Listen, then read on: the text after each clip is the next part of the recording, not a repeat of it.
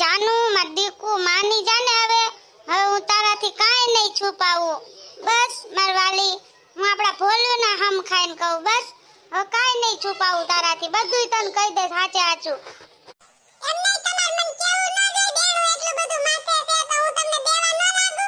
હું કઈ કોક છું? આપણે એટલા બધા ખર્ચા કર્યા ભોલુના બર્થડેમાં, એના આપણે લાડવા દેવામાં, તો બધે ખર્ચા હું ઓછા કરે અને તમને દેણું દેવા લાગે. પણ ના, તમારે કેવું જ ન હોય મને.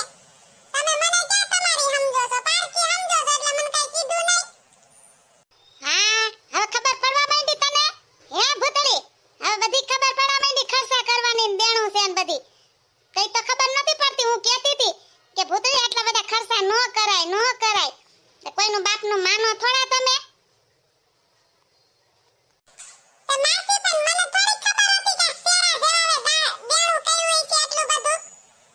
તો ધ્યાન ન રાખી અમે. તે હારું, હવે બપોર થઈ ગયા છે, રાંધવાનું કાક કર હવે. હવે ખબર પડી ગઈ ને દેણાની ને બધી. હવે ભૂખ લાગી છે, કાક રાંધી નાખ. હા, હવે મારે તો એક બળતરા ઈ વધી ગઈ. આ તમાર હાટુ થઈને હવે માર માસીનું બધું સાંભળવું ને. એ ડોહી, આ મણીએ ગુડાને તું ન્યા ક્યાં અત્યારે ભૂતડીને બધુંય કેવા માંડી? આ હું છે છોયતા સતી ક્યારના રાયડો રાય. હું ન્યા કઈ ભૂતડીને ફાંસીની સજા નથી સંભળાવતી. કહું છું કે પેલા ખર્ચા ઓછા કર્યા હોત તો દેવાઈ ગયો તો ત્યાં દેણું.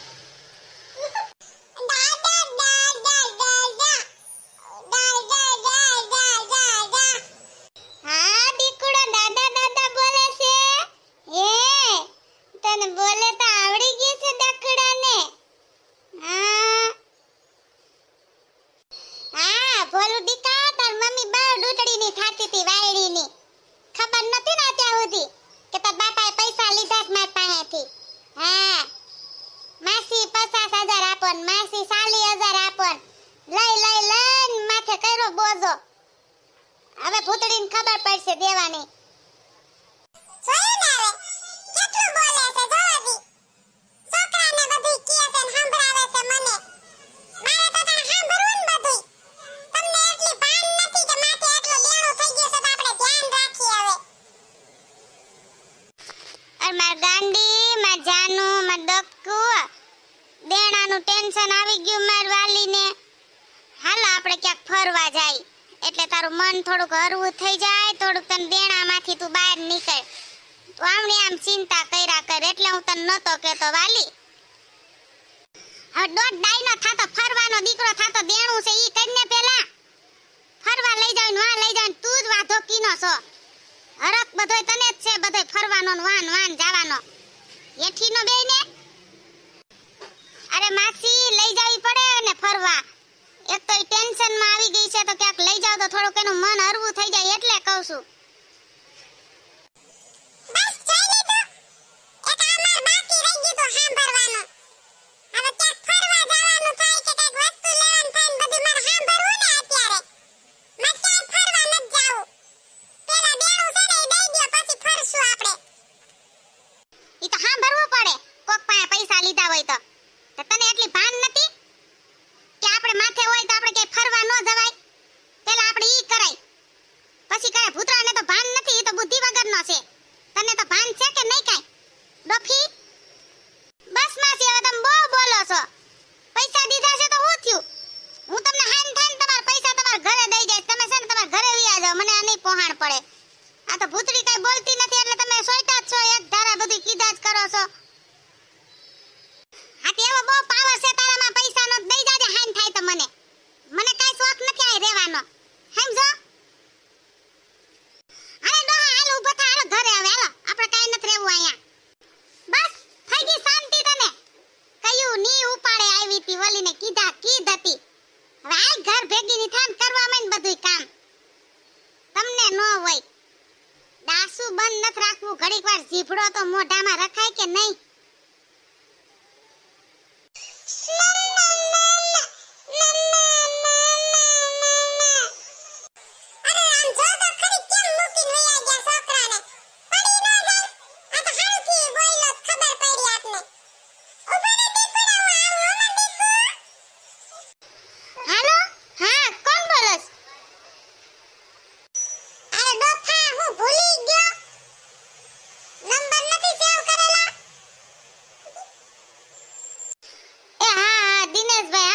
તો શું કામ છે? એલા ભાઈ હું સોઈટો છો કેમ છે એ ભાઈ પૈસા દે ને હવે કેદુનો લઈ ગયો છો તે હવે કેદી દઈશ ભાઈ મને ગમે એમ કરીને પૈસા કર દે ભાઈ ગમે એમ કરીને અત્યારે મારે જરૂર છે એલા દીના હું આપી દઈશ પણ થોડાક દી ખમ ને યાર હું તને થોડાક દીમાં જ કર દઉં બસ એલા જડબારા થોડાક દી કઈ ના કેટલા દી થયા આવે ભાઈ મને હાઈન થાય ને તો પૈસા કર દે ભાઈ આ મંદી છે તને ખબર ન પડે દઈ દેવા જો કોકના પૈસા મને હાઈન થાય ને તો મારા પૈસા પુગાડ દેજો ગમે એમ થાય દીના પણ મારી વાત તો આપણે દીના પણ સાંભળ તો ખરી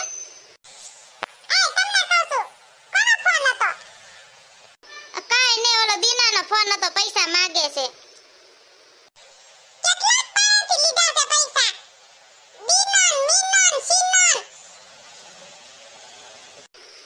પણ ડોફી ને લખાવી તો દીધા કેની પાસે લીધા છે પૈસા હવે તુંય છોટી પડી મને હવે તો મને હક લેવા દ્યો